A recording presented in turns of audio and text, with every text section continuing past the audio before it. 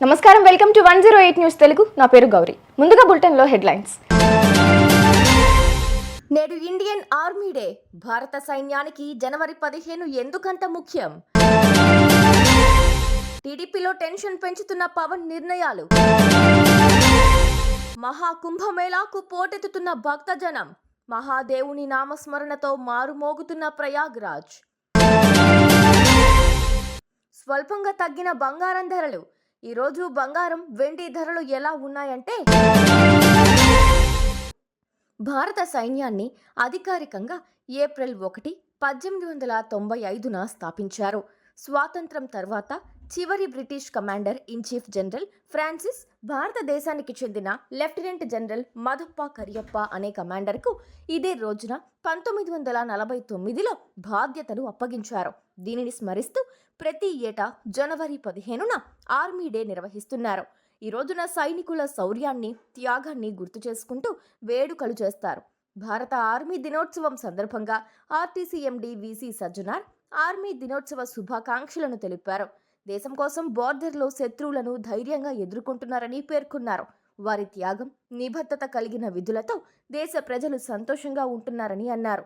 దేశం కూడా అభివృద్ధి పదంలో నడుస్తోందన్నారు. 15 जनवरी के दिन को आर्मी डे के रूप में भी मनाया जाता है। देश की रक्षा के लिए अपना जीवन समर्पित करने वाले प्रत्येक जाबाज को मैं नमन करता हूं।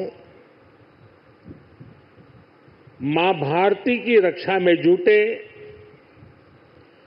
हर वीर वीरांगना को मैं आज के दिन बधाई देता हूं।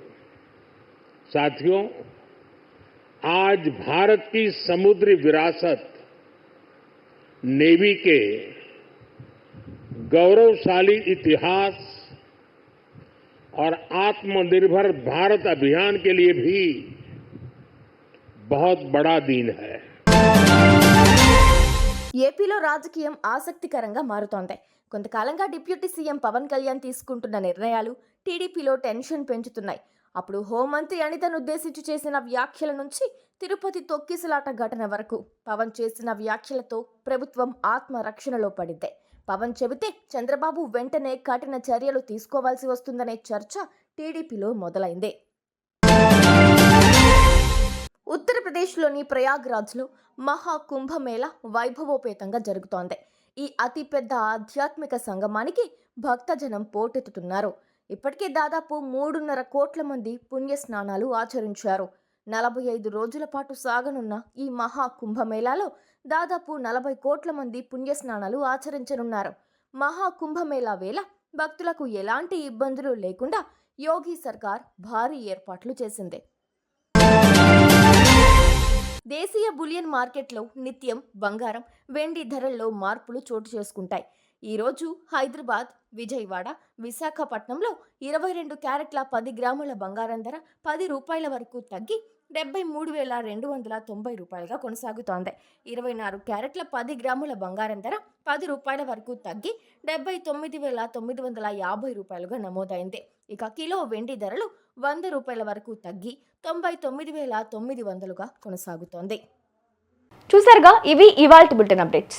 మరో బులెటిన్తో మళ్ళీ మీ ముందుకు వస్తాను. అంతవరకు కీప్ వాచింగ్ 108 న్యూస్ తెలుగు.